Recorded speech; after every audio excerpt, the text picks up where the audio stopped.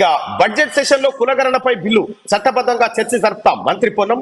మేధావులు బీసీ సంఘాల సూచనలు తీసుకుంటాం. ప్రతిపక్షాలు కూడా సలహాలు ఇవ్వచ్చు. పూలే విగ్రహంపై కవిత 10 ఏళ్లు ఎందుకు మాట్లాడలేదు? లిక్కర్ కేసులో బిజీగా లేకపోవడం వల్లే కొత్త నాటకం అని కామెంట్ చేస్తా ఉన్నారు మంత్రి పొన్నం ప్రభాకర్. తెలంగాణ ప్రజలారా, ముఖ్యంగా బీసీలారా, మీ అందరికి ఒక గుడ్ న్యూస్ ఏంటంటే తెలంగాణ బీసీల కళ సాకారం కాబోతా ఉంది. బీసీ కులగణన. తెలంగాణ రాష్ట్రంలో ఉన్నటువంటి ముదిరాజులు ఎంతమంది, మున్నూరు కాపులు ఎంతమంది, యాదవులు ఎంతమంది, పద్మశాలిలు ఎంతమంది, గౌడులు ఎంతమంది, సాకలి, మంగలి, కుమ్మరి, కమ్మరి, ఇలా ఏ కులానికి సంబంధించిన లెక్క ఎలా ఉండబోతా ఉందో మనకు కులగణన ద్వారా రాష్ట్ర ప్రభుత్వం బయట పెట్టబోతా ఉంది. తద్వారా ఆయా కులాలకు సంబంధించినటువంటి నిధులు కానీ విధులు కానీ పక్కాగా దొరికే అవకాశం కనిపిస్తా ఉంది. ఇదే కులగణన పైన, కులగణన ఆ తర్వాత బీసీల ఉద్యమాల పైన బీసీ నాయకుడిగా ఉన్నటువంటి అర్జున్ మనతో పాటు ఉన్నాడు. అర్జున్ తో ఒకసారి మాట్లాడే ప్రయత్నం చేద్దాం. ఎస్ అర్జున్, ఇప్పుడు తెలంగాణ ప్రభుత్వం కులగణన చేపడతా ఉంది. కులగణన అంటే గతంలో ఎప్పుడు కూడా, అంటే ఈ దేశంలో పుల్లు ఎన్ని ఉన్నాయో లెక్క పెట్టిరు, ఒక గ్రామంలో ఎన్ని పందులు ఉన్నాయి, ఎన్ని కోతులు ఉన్నాయి లెక్క పెట్టిరు, కానీ బీసీలను మాత్రం లెక్క పెట్టలేదు. ఇప్పుడు కాంగ్రెస్ ప్రభుత్వం అధికారంలోకి వచ్చిన తర్వాత బీసీల కులగణన చేపడతా ఉంది. దీన్ని ఎట్లా చూస్తారు? ఈ బీసీలకు మంచి ఎందుకంటే కులగణన జరిగితే రాజ్యాంగంగా బీసీలకు రావాల్సిన హక్కులైతే చట్టసభలో ఉన్న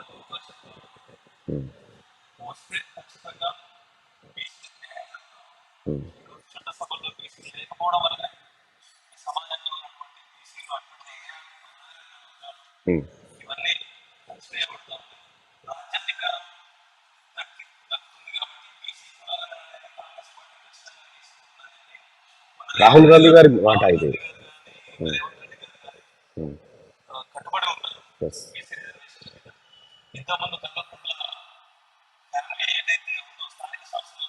ఇంతకుముందు గతంలో సమగ్ర కుటుంబ సర్వే అని చేసిండు, లెక్కలన్నీ దాచిపెట్టాడు. ఆ రోజే ఉన్నాయి లెక్కలు. ఉన్నాయి, కేసీఆర్ దగ్గర ఉంది, దాచి ఆయన ఉద్దేశం ఏంటంటే బీసీలకు